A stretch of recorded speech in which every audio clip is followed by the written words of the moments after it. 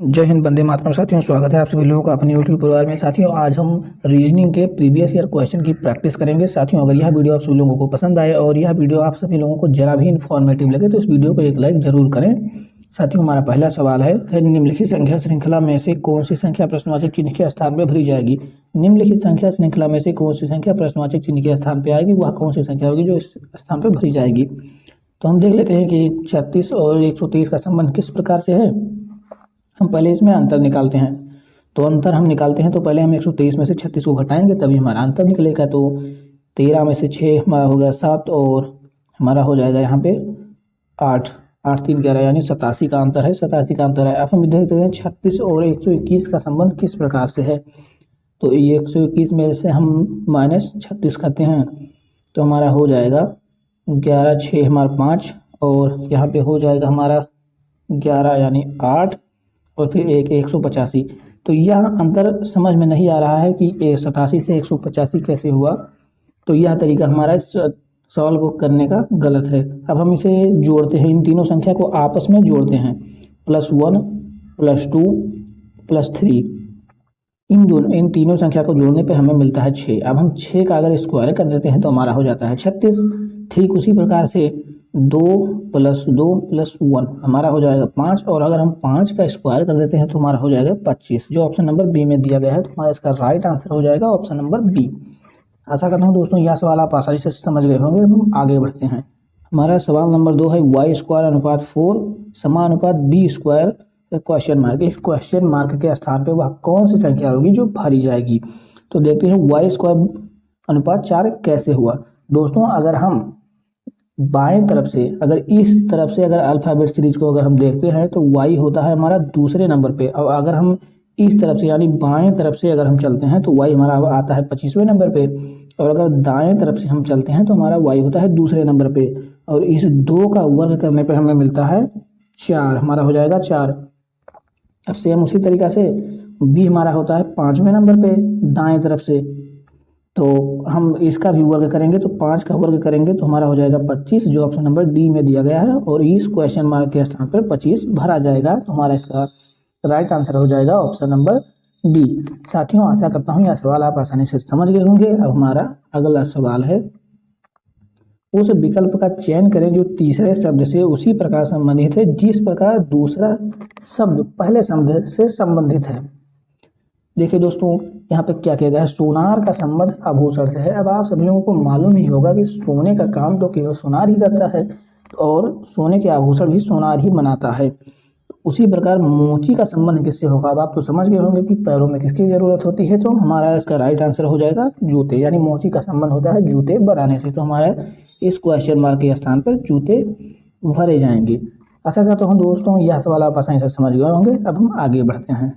हमारा अगला सवाल है, निम्नलिखित संख्या श्रृंखला में कौन सी संख्या प्रश्नवाचक चिन्ह के स्थान पे आएगी। निम्नलिखित संख्या श्रृंखला में कौन सी संख्या प्रश्नवाचक चिन्ह के स्थान पे आएगी।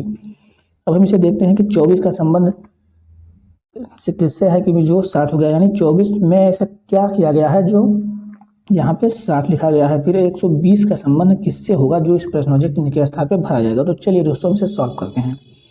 दोस्तों, हम पहले 24 गुणा करते हैं, गुणे 2 करते हैं, क्योंकि अगर हम जोड़ेंगे यहाँ तो यहाँ बहुत लंबा गैप हो जाएगा। वो इस प्रकार से सॉल्व नहीं होगा क्योंकि संख्या 24 से डायरेक्ट 60 हो गई है, यानी बढ़ी है। तो हम गुणा करते हैं तो 24 दूना हमारा होता है 48। अब 48 में हम कितना जोड़ दें कि हमारा 60 हो जाए। तो हम प्लस अगर 12 कर देते हैं तो हमारा 60 प्राप्त हो जाता है। अब ठीक उसी प्रकार से हम इसमें भी करेंगे 120 में। तो 120 गुणे हम 2 करेंगे, 120 दूना हमारा हो जाएगा 240। और 240 में क्योंकि हमें सेम प्रक्रिया फॉलो करनी है तो इसमें भी अगर हम 12 जोड़ेंगे तो हमारा हो जाएगा 252। तो यह तरीका हमारा हो जाएगा गलत, इससे हमारा आंसर नहीं मिला। अब हम दूसरे तरीका से सोचते हैं। दोस्तों, अब हम इसे 24 को 3 से गुणा करते हैं, देखते हैं कि 3 से कितना होगा।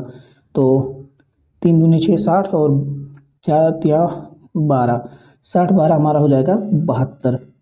तो यह भी तरीका गलत हो जाएगा। 3 से तो बिल्कुल भी नहीं होगा क्योंकि यहाँ पर 60 है, तो यहाँ पर 72 उससे भी ज़्यादा हो गया। अब दोस्तों हम इसे फिर से देखते हैं। अब इस 24 का गुणा हम 2.5 से यानी 10 लगा करके हम इसका गुणा करते हैं। तो हमारा क्या हो जाएगा, 24 दूना 48 और 48 यानी 0.5 का मतलब 24 का आधा। तो 24 का आधा हमारा कितना हो जाएगा? 12। 24 का आधा हमारा होगा 12, तो 48 12 हो जाएगा हमारा 60। 60 हमें मिल गया। अब 120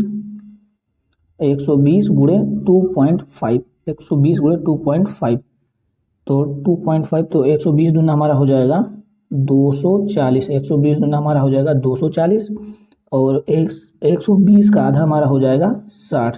तो 240 और 60 हमारा कितना हो जाएगा? 300। 300 जो ऑप्शन नंबर सी में दिया गया है हमारा, इसका राइट आंसर हो जाएगा ऑप्शन नंबर सी। और इस क्वेश्चन मार्क के स्थान पे हमारा 300 भरा जाएगा। तो आशा करता हूँ दोस्तों यह सवाल आप आसानी से समझ गए होंगे। अब हम आगे बढ़ते हैं। हमारा अगला सवाल है, उस विकल्प का चयन करें जो तीसरे शब्द से उसी प्रकार संबंधित है जिस प्रकार दूसरा शब्द पहले शब्द से संबंधित है। देखिए, साहस का संबंध शौर्य से है, ठीक उसी प्रकार अशुभ का संबंध किससे होगा? दोस्तों यहाँ पर ध्यान देने वाली यह बात है कि ये दोनों साहस और शौर्य एक दूसरे के समानार्थी शब्द लग रहे हैं, एक दूसरे के समानार्थी शब्द हैं।